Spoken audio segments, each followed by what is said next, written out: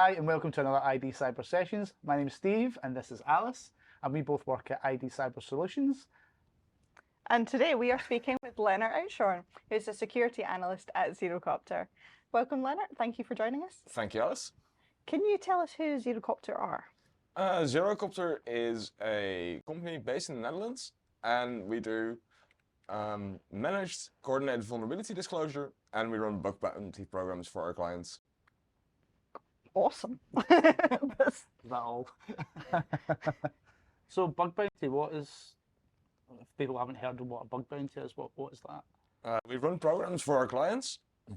We have a big pool of very skilled ethical hackers, and our clients start a bug bounty program. They'll define a scope, explain what they want tested, what kind of information they're looking for, what the scope is, and then our hackers go onto the program and they try to hack our clients. And when they find something, find any kind of vulnerability, they'll submit a report, and it gets through our triage team, who will just judge the report if it's valid, if it's within the scope, if it's relevant for the client, if it's not something they already know.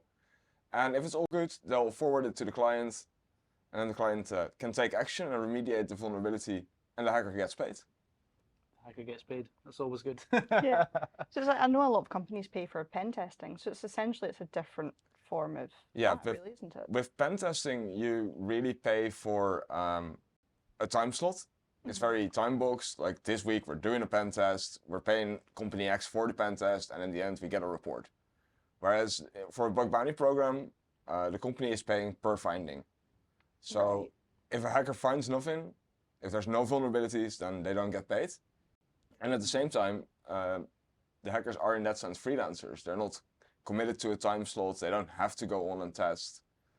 And a bug bounty program can in that sense run way longer than a pen test. It's not as time boxed. You can just have a bug bounty program run continuously, which I think in modern software development is very relevant, because we're constantly improving things, deploying new things, releasing new things. So then if you run a pen test once a year, but you deploy a new version of your software every 2 weeks, you might have at some point had like up to 50 patches that you've not been tested until you do your next yearly pen test. Yeah. So in that sense, bug bounty provides way more of a continuous security, because everything you put out there will be tortured, tested, and you will get way more results. That's awesome. Yeah. So at Zerocopter, what does your day look like? So what do you do? So I have the job title security analyst, and we came to the title because it's a fairly generic title and it means I can do a lot of things. So I mentioned our triage team that validates the reports, make sure they're actionable, make sure they contain all the relevant information for our clients. I'm part of that team, so I do review the reports. I do it together with a few other colleagues, and I mostly do the escalations, the tougher reports in that sense. Beyond that, I am there to advise our clients if they receive a report that they don't quite understand, they don't know, they aren't sure of the impact, or they don't know how to remediate it. They'll contact us and I'll help them through what to do to remediate it. And beyond that, I do a lot of our own internal security stuff. So compliance, a little bit of compliance, but also technical measures. Just pretty much anything related to security, hence the title security analyst. Sounds like a busy life. Very broad. It's very broad, but I really do enjoy that. It's very diverse. I get to do a lot of different things. Pretty much never any day is exactly the same as the other. So I was going to say no day will be the same, and varied. Yeah, it's very varied. I would get bored if I had to do the exact same thing for 40 hours a week, week in, week out. I'd very easily get bored of that. And you keep yourself busy as well, because you also volunteer and have done for several years with the Dutch Institute for Vulnerability Disclosure, or DIVD. Yeah, absolutely. Can you tell us a little bit about this organisation and what you aim to achieve? It was founded in 2019. It's a charity, and we scan the internet for vulnerabilities, and we try to contact the system owners of these vulnerabilities to disclose them to them, try to get the information to the people that can act upon it. Fantastic. So obviously your work's so varied, and obviously working with DivD as well. Are there any sort of particular highlights or things that you've been involved in that you'd like to talk about? There are so many things, too many to mention. A few highlights. with Zerocopter, I think it's always a highlight if we get like a really good report that gets highly valued by a client and gets high paid. It's always really cool to see the kind of creative things that some hackers come up with. They're like, I really get some reports that I learn a lot from because these guys are so brilliant. They find the kind of things that I just wouldn't have thought about. They've, because we work with so many different hackers, they all have a different approach to a target, use different techniques. So there's always a highlight to see something new, something very innovative. You're basically learning every single day. Absolutely. So that's definitely a highlight. With Day for Day, we ran some very impactful cases. For me, one of the personal highlights was getting to speak at the One conference, which is a conference the Dutch National Cybersecurity Center puts on every year. I've attended it a few times, and last year I got to speak at it, so that was definitely a personal highlight.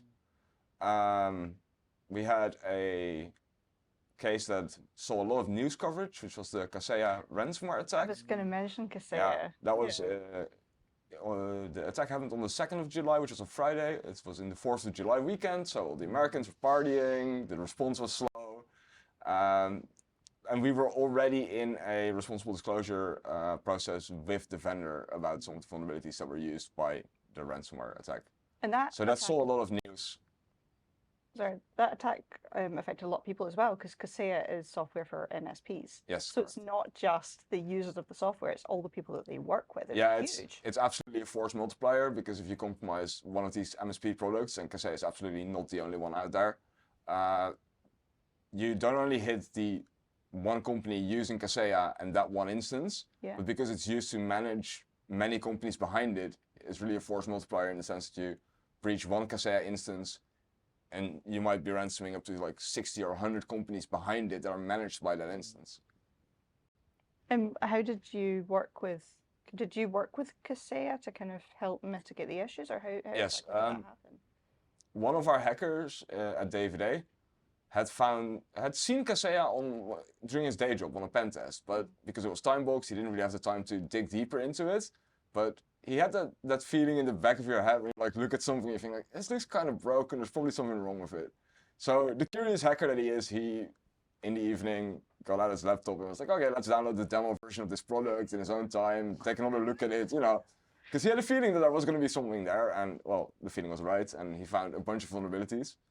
He was looking at it, and at first like kind of, oh hey, look, it can do this, and then we kind of started to put together which things he had found and what that could lead to, and then we're like, oh damn, this is bad, this is really bad. So at that point we contacted Kaseya, we're like, hey guys, we found some stuff that you probably need to address. And so we started working with them to remediate the vulnerabilities. And they were really responsive, they worked really nicely with us. We had a lot of meetings with them, people up to the CTO and stuff, like they really took us serious.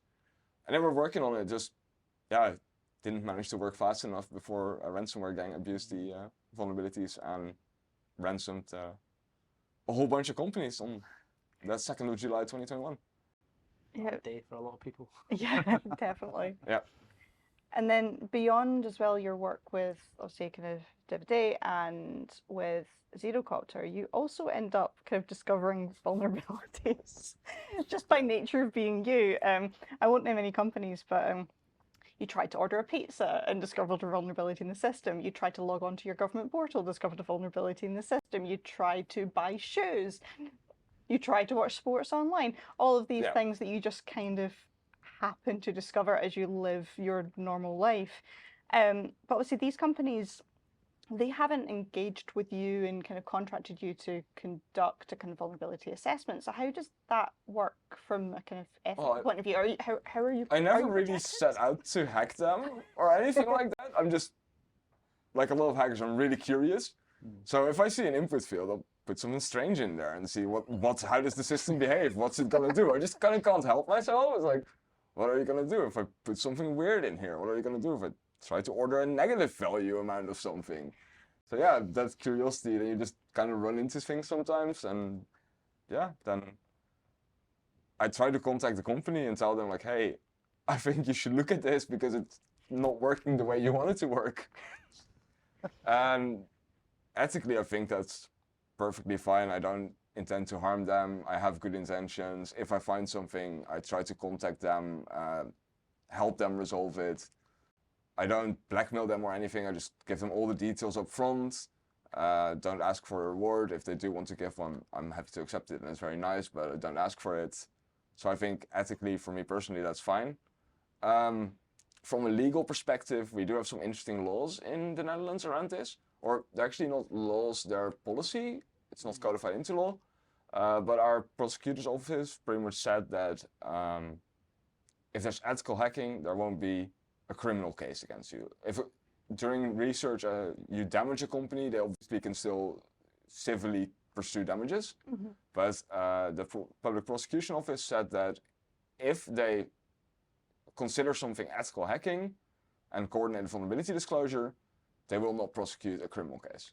Wow. And they have a few standards for that, which comes down to 3 main points.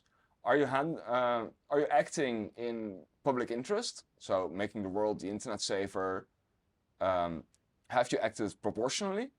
So are the things that you've done, are they in line with the potential damage or evil you're trying to prevent? For instance, and have you, the principle of subsidiarity. So have you used the least impactful meaning to reach your goal?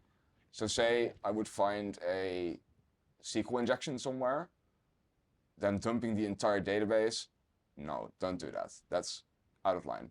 But just getting the table schemas to prove that it would be possible, that's fine. Mm-hmm. So if you follow all those rules, then the prosecutors say they will not pursue any criminal case. So, as part of your disclosures, is there any sort of tools or automation that you tend to use? For these kind of things that I randomly find, no, because I don't set out to really break them. I don't use any automation. I don't really specifically target them. I just see an input field or anything and get curious, and then I find things. When I'm testing for a client or doing some bug bounty myself, then yes, I do use automations and things like that. Excellent. Cool. And if you discover vulnerability, obviously you've spoken about this a little bit, but if you've got a kind of snapshot of what are best practices if someone wanted to responsibly disclose a vulnerability to an organization? So obviously first always check if they have a listed point of contact. Check if they have a responsible disclosure policy somewhere, if they're running a bug bounty program somewhere. That would make it really easy if they have that, because you have a clear point of contact, a direct route to their security team. And if they don't have that, then you often end up having to email either customer support, which is often don't understand, or just a generic info@email address, something like that. I usually try to get someone who has some knowledge of security. Mm-hmm. So I'll mail customer support and be like, hey, I found something related to cybersecurity. I would like to speak to someone who knows about that.